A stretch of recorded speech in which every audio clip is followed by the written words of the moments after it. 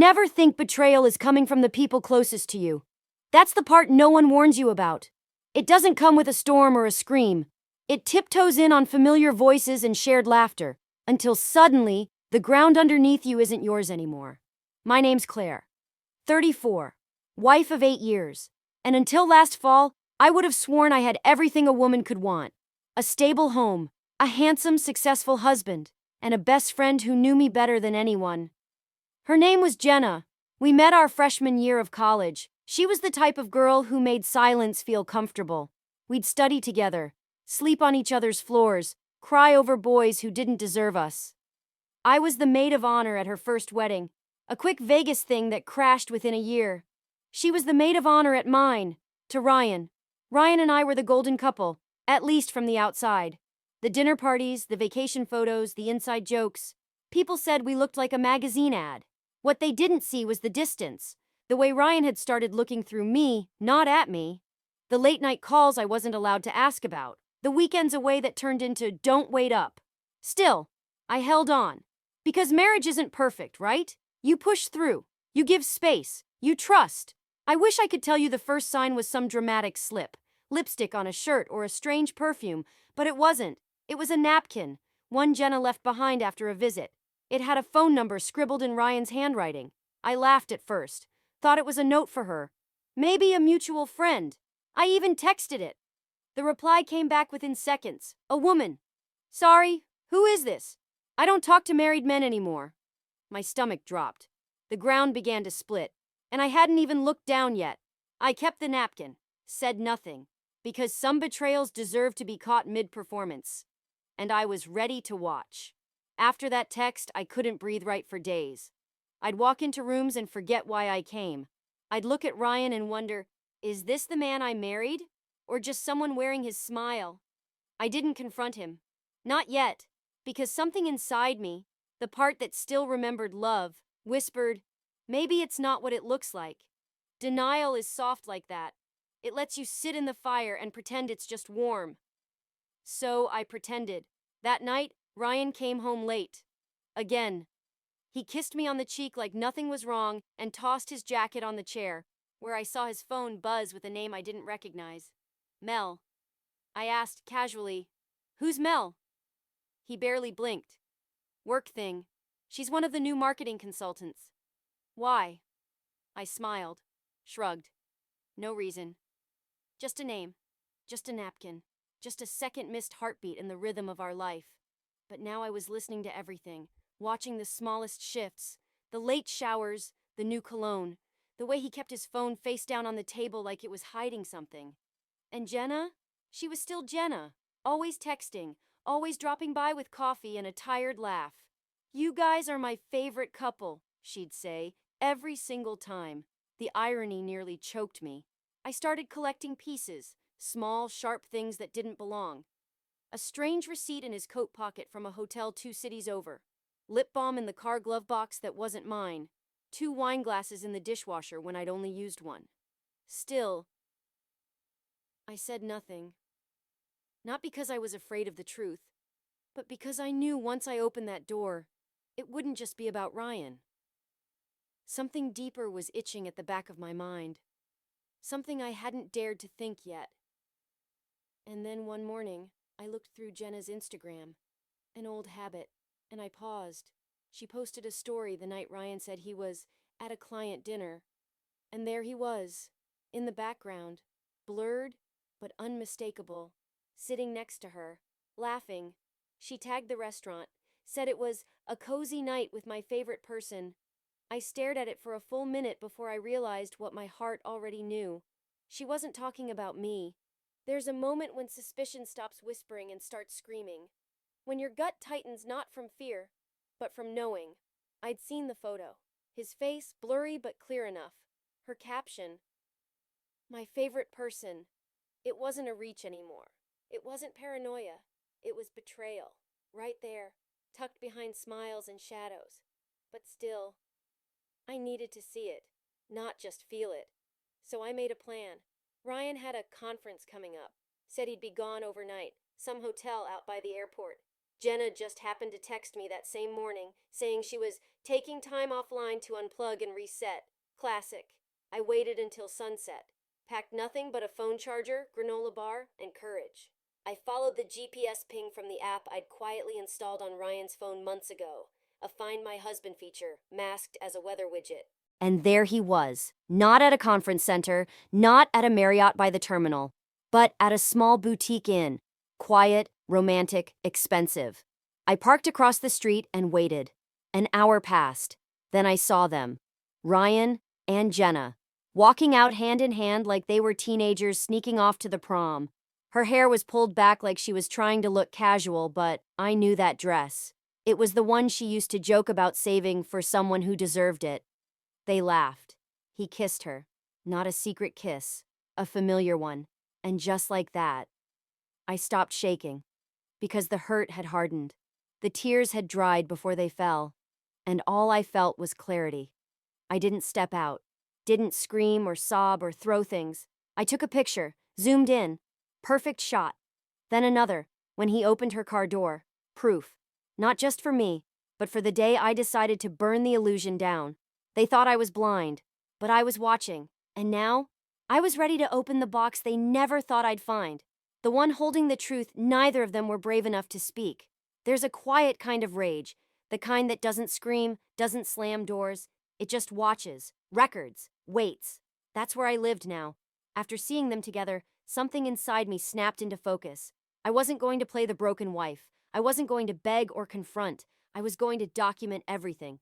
I created a folder on my laptop, named it something harmless. Vacation ideas. Inside, screenshots, emails, photos, voice memos, timestamps. First, the restaurant receipts. Jenna had tagged 3 places in the last month that Ryan had also charged to our joint credit card. Then, the hotel logs. I called anonymously, pretending to be from HR, confirming stays for tax purposes. Ryan's name matched reservations on nights he claimed to be out of town. So did hers. It wasn't just one mistake. It was a routine, a ritual. They were comfortable lying to me. I even found an old birthday card Jenna sent him 2 years ago. She wrote, "You make me feel like I'm finally home." At the time, I thought it was poetic. I thought she just meant our friendship circle. Now I realized she meant him. I started pulling back from them both, slowly, so they wouldn't notice. No more lunch dates with Jenna. No more checking in with Ryan when he was working late. I became still. And in that stillness, I saw everything. The way Jenna flinched when I hugged her. The way Ryan avoided my eyes during dinner. The small, loaded silences between them whenever we were in the same room. I knew they were waiting for me to break, to catch them in the act and fall apart, like it would justify their betrayal. But I didn't give them the satisfaction. Instead, I gave them space. Because people get sloppy when they think you're not looking. And they got very sloppy. Late-night texts from Jenna that popped up on Ryan's tablet. A photo of a sonogram tucked into her purse. I only saw it because she left it on my kitchen counter while she was in the bathroom. I took a picture of that too. And that was the moment the puzzle came together. Not only were they sleeping together, she was pregnant. She left it in my house. That's the part that still gets me. Jenna, my best friend, the woman who used to hold my hair back when I was sick, who danced with me in my living room when I got promoted, who swore we'd be ride or die until we were old and gray, left a piece of their secret on my kitchen counter like it was just another receipt. She didn't even notice. I had invited her over that day like everything was normal. I was calm, made her tea, lit a candle, played that playlist she loved. I wanted to see her face, to study her, to watch her lie to me with her own eyes. And she did. Told me Ryan seemed distant lately. Said she was thinking about moving back to the city for a while. Maybe go off the grid for a bit. She smiled and picked at the sleeve of her sweater like she always did when she was nervous. Then she got up to use the bathroom. Left her bag slumped open on the counter. That's when I saw it. A black and white photo sticking out. Folded but unmistakable. A sonogram. I didn't touch it. Didn't need to. I took a picture right there. The timestamp. The angle. The blurred name across the corner. All of it saved. My hands were steady. When she came back, I smiled. "Everything okay?" I asked. She nodded too quickly. "Just tired." I bet. She didn't stay long after that. said she had a meeting, kissed me on the cheek. I watched her walk out the door like she hadn't just cracked my chest wide open with her silence. I sat in that kitchen for an hour, not crying, not even shaking, just realizing how long I had been the fool in the middle of someone else's love story. They didn't even bother to hide it anymore. They thought I was too soft, too slow, too naive to catch up. But what they didn't know, I wasn't collecting pain. I was building an exit. One photo at a time, one message at a time, one lie at a time. And when the moment came, I'd deliver the truth in a box. I didn't yell, I didn't confront, I didn't even ask why, because I already knew the answer. Ryan and Jenna didn't cheat because they were in love. They cheated because they thought I wouldn't notice, because I'd stay quiet, because I'd forgive them like I always did when things got hard. So I built the box. Not a metaphorical one, a real physical box. Smooth wood, black satin lining, the kind you'd use for an expensive gift. Or a funeral. Inside I placed the evidence. Every photo, every screenshot, every printout. Hotel receipts, timestamps, text messages, the sonogram photo, the napkin with Ryan's handwriting, a copy of the keycard log from the boutique hotel, a printed copy of Jenna's Instagram story with his face in the background, each item layered with care. This wasn't about revenge, it was about truth. I labeled each document with a sticky note. April 16th, he told me he was in Denver. June 2nd, your girls' night was spent at his condo. August 8th, Jenna's OBGYN appointment. He left work early that day. I didn't want her to wonder. I didn't want her to have space for denial. I wanted her to see what I saw. Everything. Clearly. Silently. I even added one more thing. A handwritten letter. No emotion, no drama, just facts. This is what happened while I was loving you both. I'm not angry anymore. Just finished. Then I sealed the box, tied it with a simple gray ribbon, and stored it under my bed, waiting. I didn't know when the right moment would come, but I knew it would. And when it did, I wouldn't raise my voice. I wouldn't ask for closure, because I had created my own. They had taken everything sacred, my trust, my marriage, my friendship, and treated it like a game. But what they forgot? Some of us don't scream when we're hurt. We prepare. It was raining that morning, the kind of slow, steady rain that turns everything gray and quiet. I was drinking coffee in my robe, the house peaceful for once, when I heard the knock. Not the doorbell, a knock. Soft, uneven, desperate. I opened the door and there she was. Jenna. Her eyes were puffy, hair soaked, no makeup, no excuses, just a trembling woman on the edge of something she hadn't prepared for. I didn't know where else to go, she said, hugging her arms like they might hold her together. I let her in, not because I forgave her, but because I needed to see what guilt looked like up close. She sat on the couch, dripping, shaking. I brought her a towel and watched her avoid my eyes. I'm pregnant, she said finally. I didn't flinch. I already knew. She looked at me like she expected shock or sympathy, maybe a slap. She got none. I haven't told anyone else, she added. Not even him. I raised an eyebrow. Ryan doesn't know? She shook her head. I don't know what to do. I messed everything up. She was unraveling, right there in front of me, and part of me wanted to scream at her, to ask her how she could sit in my home, sleep on my couch, look me in the eye for months while building a life behind my back with my husband. But instead, I watched her, because this wasn't the moment. This wasn't justice. This was just the crack, and I needed the whole damn thing to shatter. So I played my part. I nodded slowly. It's okay. We'll figure it out. She cried harder. I held her, gently, the same way I had when she got divorced, when her dog died, when she thought she had cancer that one time. I was still her best friend, at least in her mind, but while she wept into my shoulder, I looked past her, toward the bedroom, where the box sat, ready. Because if she thought this was pain, she hadn't seen what truth could do yet. After that day, Jenna went quiet, disappeared off social media, stopped coming around. I didn't hear from her for 3 weeks. Not a word, not a whisper. Ryan, meanwhile, carried on like nothing had changed. Still came home late. still lied about meetings, still kissed me like he was checking a box. But something about me had changed. I didn't flinch anymore. I didn't wait for his phone to light up.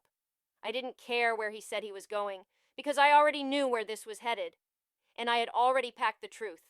I just needed the right moment to deliver it.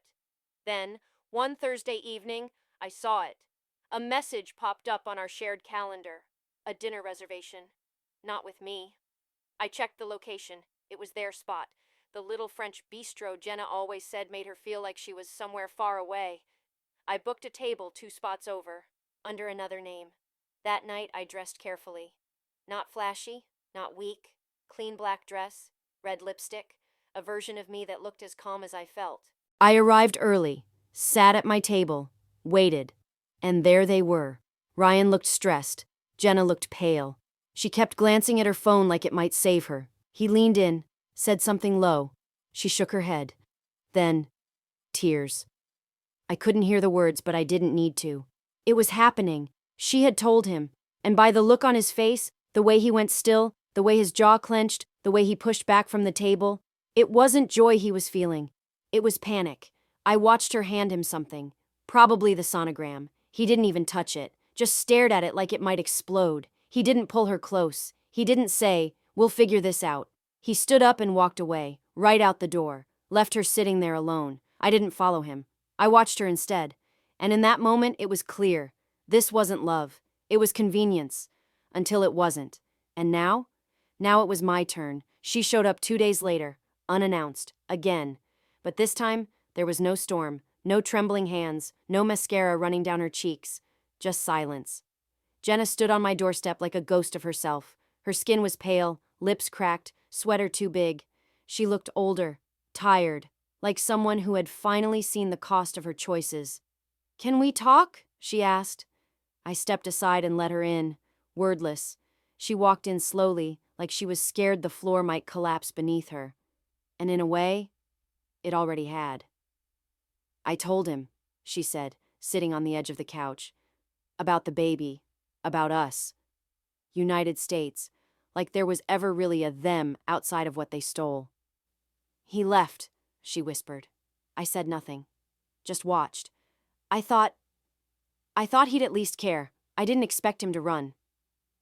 I nodded slowly. "That sounds like Ryan." Her eyes filled. "Claire, I'm so sorry. I didn't mean for any of this." That's when I stood up, walked down the hall, opened the closet, pulled out the box. I carried it back, set it gently on the table between us. "What's this?" she asked, already afraid. "Everything you didn't know I knew," I said. She hesitated, then lifted the lid. Her hands shook.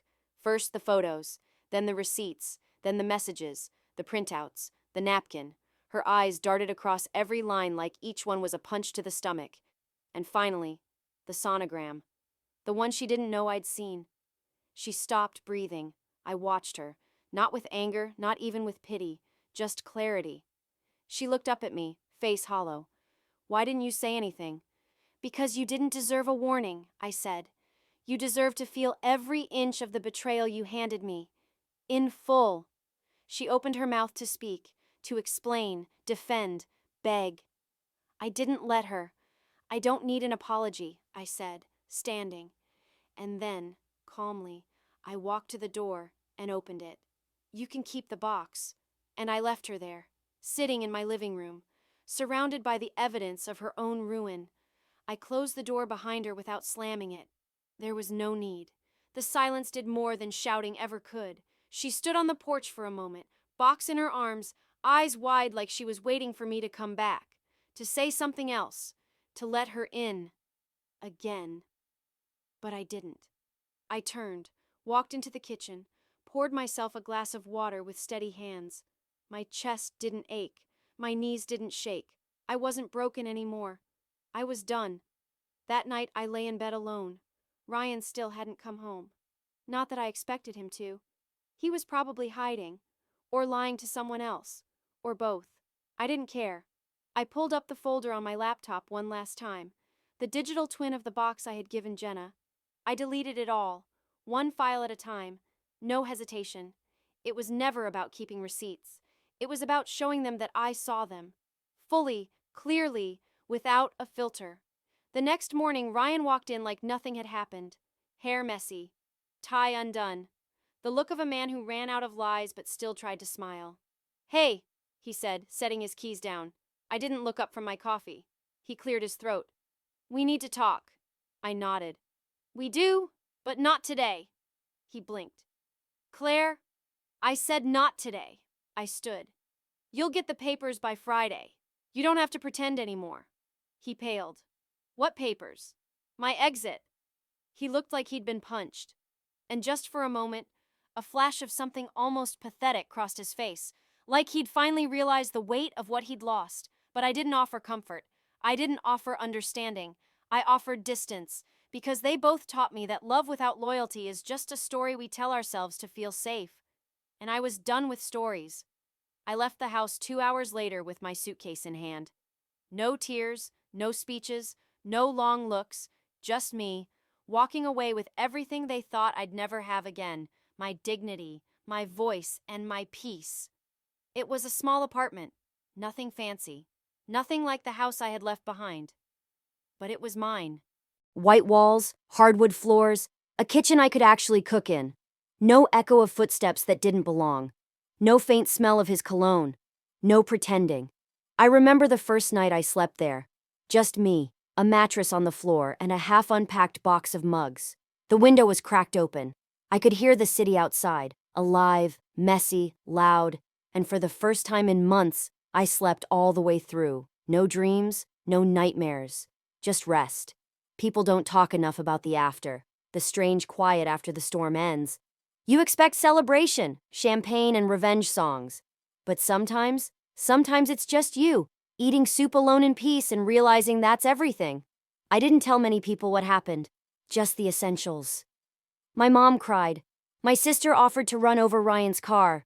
I told them both no, not because I forgave him, but because I refused to give him more of my energy. I started therapy, signed up for a yoga class, went back to painting, something I hadn't done since college. It felt weird at first, holding a brush again. But the silence between each stroke was healing. I even got a part-time job at a local bookstore. Something small, light, real. The owner was kind, said I had gentle eyes. No one there knew me as the woman whose best friend slept with her husband. I was just Claire, the one who loved poetry and always recommended the sad novels. One afternoon, while restocking the shelves, I got a text. From Jenna. "I saw your car. Are you okay?" I didn't respond.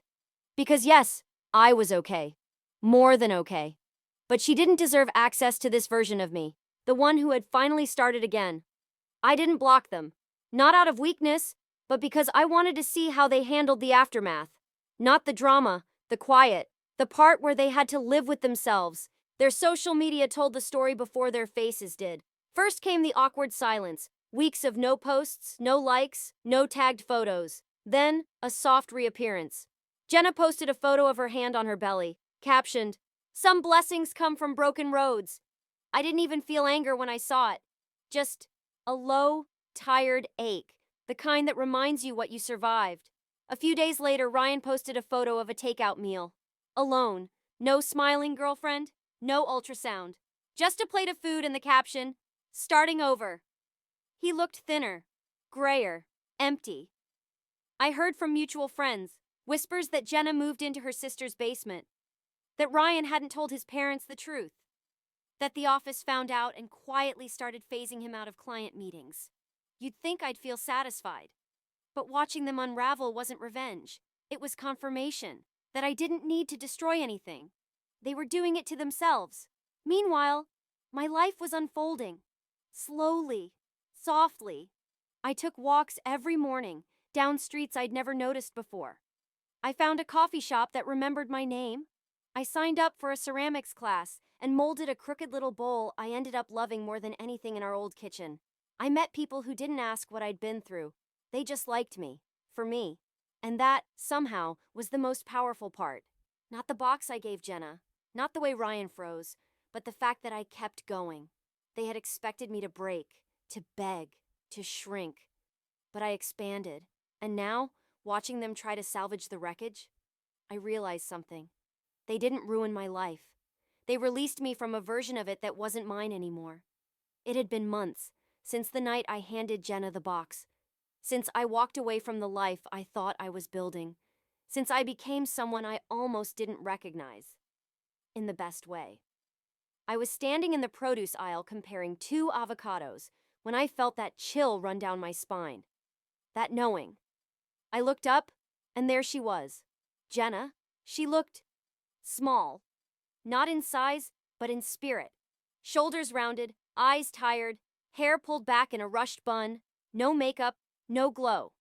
She was holding a basket in one hand and pushing a stroller with the other. Our eyes met. She froze. I didn't. I just gave a polite nod and went back to my avocados. Calm, unshaken, not a tremble in my hands. She stood there like she didn't know what to do, whether to speak, to turn, to cry. And for the first time in our entire history, the power shift was visible. I wasn't angry. I wasn't afraid. I was free. After a long pause, she took a step closer. Claire, I looked at her. I didn't expect... She started, then stopped. I just wanted to say I never meant to... I raised a hand gently. You don't have to, I said. Really? Her lips quivered. She looked down at the baby, sleeping, peaceful, innocent in all of this. He hasn't been around much, she said quietly, as if confessing to something I already knew. I nodded. He never was. The truth hung in the air like fog, heavy, sad, but not mine to carry anymore. I didn't ask about the baby. I didn't ask how she was coping. I didn't want the details, because some chapters don't need closure. They just need an ending. So I grabbed my avocados, gave her one last look, and smiled. I hope you find peace, Jenna. And I meant it. Because I had found mine. Not in her apology, not in his absence, but in the unshakable stillness that comes when you finally walk out of someone else's storm and realize the sun was always waiting. It was a quiet Sunday, the kind that used to make me ache with loneliness. But now, it just felt light. The breeze rolled through my open window. My tea was warm. There was no sound but the scratch of my pen against paper. Yes, pen. Not a text, not an email. A real letter, the old-fashioned kind, to Ryan. Not to send it, not to start something again, but to finally let it end. I wrote, Ryan, I used to think I'd never be able to write this without crying. But now, I'm writing it with a calm heart and clear eyes. I loved you. Fully. Loudly. Stupidly, maybe. But I did. I trusted you in ways that still make me shake my head. I defended you even when you made it hard. I bent myself into pieces to protect a picture of our life that wasn't even real. And you? You handed me lies dressed in routine. You took the safest place I built and filled it with shadows. But here's what you didn't take: my strength, my future, my ability to start again without you. I forgive you, not because you deserve it, but because I deserve to be unburdened. I hope you grow. I hope you heal, but I won't be around to witness either. Goodbye, Claire. When I finished, I folded it neatly and placed it in a drawer. Not to be mailed, not to be burned, just to exist. Because sometimes healing isn't about confrontation, it's about release. I stepped outside and sat on my balcony, the sun warm against my face. And I realized something I hadn't said aloud until then. I survived them both, not just physically, emotionally, spiritually. I came through the fire and didn't carry the smoke. That letter? It wasn't for Ryan. It was for me. Proof that I didn't need revenge. I just needed to let go and leave the door closed. It was a Friday night. The kind of night that used to mean reservations, rushed mascara, and waiting by the window for a man who always showed up 15 minutes late and full of excuses. But this time, it was just me. No one to impress. No one to pretend for. I picked a little Italian restaurant tucked away on a quiet street. Candlelit tables, soft jazz, homemade pasta that felt like a hug. I wore a black dress, the same one I had worn to one of Ryan's work events years ago. Back then, I wore it to be the perfect wife. Now, I wore it for me. The hostess asked, "Is someone joining you?" I smiled. "Nope, just me." She blinked, surprised, then led me to a table near the window. I ordered a glass of red wine, the good kind. The kind I used to say was too expensive when I was trying to budget around Ryan's impulse purchases. I took my time, savored every bite, read a few pages of the novel I'd been carrying in my bag for weeks. People watched. Let myself exist fully in the moment. At the table beside me, a couple argued in low whispers. The man kept checking his phone. The woman looked like she'd rather be anywhere else. And I realized something. I wasn't lonely. I was free. There's a difference. I used to believe I needed someone next to me to feel seen, to feel loved. But the woman sitting there that night, swirling wine, laughing softly at her own thoughts, feeling no pressure to entertain anyone, she was whole. I paid the bill without guilt, left a generous tip, walked out into the night air with heels clicking and heart light. And on the way home, I passed a mirror outside a boutique window. I caught my reflection. And for the first time in years, I didn't look like a woman who'd been left. I looked like a woman who'd come back to herself. It began with one conversation. A coworker at the bookstore, a sweet, soft-spoken girl named Maya, asked me over lunch, "Have you ever been cheated on?" The old me would have lied, would have smiled and said something vague like, "Not really," or changed the subject. But I didn't. I looked her in the eye and said, "Yes, by my husband, with my best friend, while I was planning our anniversary." Her eyes widened. She didn't speak right away. And for a second I regretted saying it. Then she whispered, "Me too." We sat there for an hour, sharing. Not just pain, but truth. Not the sanitized version we tell strangers, the real thing. The ugly, the ridiculous, the humiliating, the healing, and something cracked open in me. I started talking about it more, casually, calmly, not as a victim, but as someone who lived through it. At first, it was scary. What would people think? Would they pity me? Would they look at me differently? But they didn't. They leaned in. Because betrayal is universal, and so is resilience. I joined a women's group on Tuesday nights. Not therapy, just a circle. Women with coffee cups and tired eyes and stories they weren't afraid to tell anymore. There was no fixing each other, just listening, holding space, nodding when the words got hard to say. One night a woman asked, "Do you ever wish you could go back? Before it all happened?" I thought about the lies I didn't see, the trust I gave too freely, the nights I stayed when I should have left. But I shook my head. "No," I said, "because then I wouldn't be here. Here, where I speak without shrinking, where I laugh without checking who's watching, where I can sit in my own silence and feel safe." That was the truth. And the more I told it, the more I realized. I wasn't just healing. I was becoming someone I would have admired if I met her in the middle of my worst day. It happened in the most unexpected place, the pharmacy. I was picking up vitamins, minding my own business, when I heard someone say my name behind me. "Claire?" I turned around slowly, and there she was, Ryan's mother, Elaine, the woman who once called me the best thing that ever happened to him. The one who insisted on sitting next to me at every holiday dinner, who cried at our wedding, who sent handwritten notes for every birthday. And now? She looked heartbroken. She stepped closer, tentative. "I wasn't sure it was you." "It's me," I said, soft but firm. She hesitated, her hands wringing in front of her. "I've been meaning to call you. I didn't know what to say." I nodded. "You don't have to say anything." But she did. Tears welled in her eyes. "I'm ashamed. Of him. Of what he did. I raised him better than that." She looked at me like she was asking for forgiveness she didn't even deserve to need. "I heard about everything. From my sister. And from Jenna's side of the family." Her face tightened at Jenna's name. I stayed quiet. She reached into her bag, pulled out an envelope. "I wrote you this months ago, but I never had the courage to send it." I took it. "I just want you to know," she said, voice trembling. "You were never the problem. You were the only thing keeping him grounded. And he ruined it. He knows it. Everyone does." I didn't cry. I didn't feel rage. I felt grace. Because here she was, another woman hurt by the same man. Not romantically, but deeply. The kind of disappointment that breaks generations. I reached out, gently touched her arm. Thank you. She nodded, swallowing hard. I'm proud of you. I see your name everywhere now. People talk about your strength, your story. He may have tried to erase you, but all he did was write your legend. I smiled. Because sometimes closure doesn't come from the ones who hurt us, but from the ones who watched us rise despite it. It started with an email. Subject line: Your story changed me. At first, I thought it was spam. Another vague subject line in a sea of subscription offers and newsletters I forgot to unsubscribe from. But I opened it.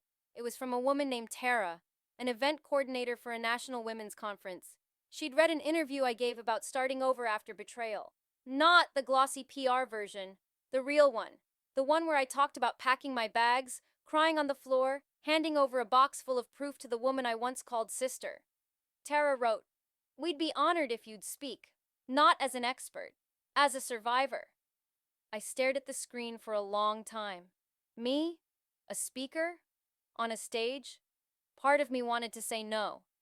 That part still whispered, "Who do you think you are?" But another part, the one that had walked through fire and didn't flinch, whispered back, "You're exactly who they need to hear from." So I said yes. The day of the event, I stood backstage, hands shaking just slightly. The lights were warm. The chairs were full. Women, young, old, tired, fierce, waiting. The host introduced me as Claire Martin, a woman who turned heartbreak into power. And then it was just me and the mic.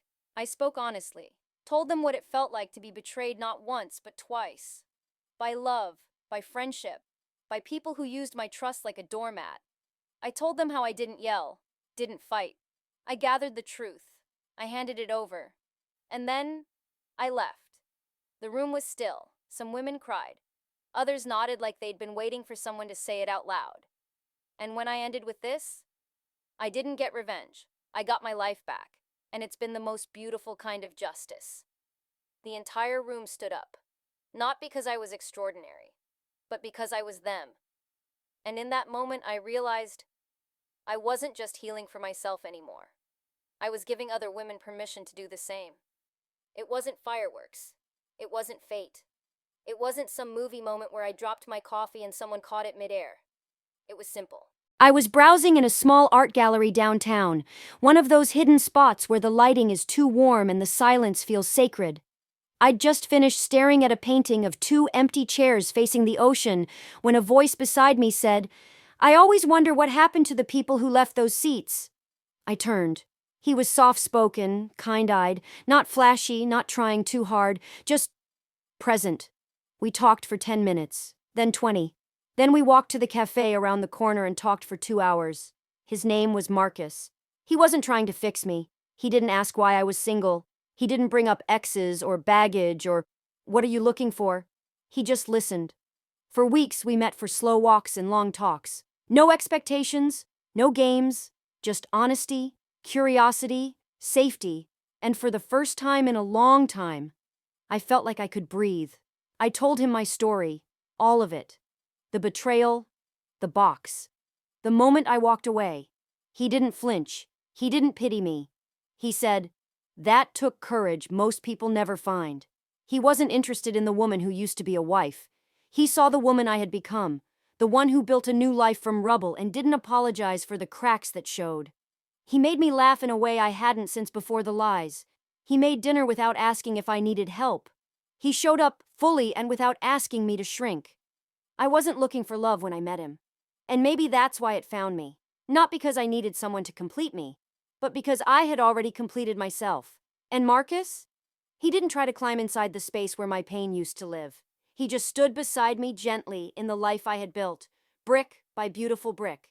It came in the mail, a plain white envelope addressed in Ryan's handwriting. No return address, no warning, just my name, neat, hesitant, like he wasn't sure if I'd even open it.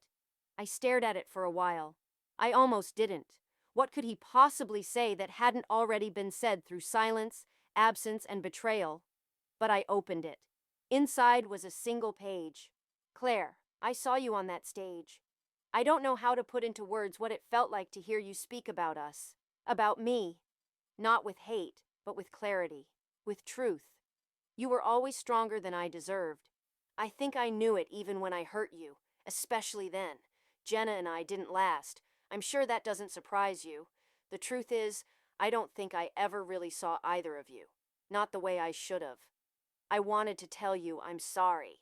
Not because I expect forgiveness, but because I finally understand what I lost.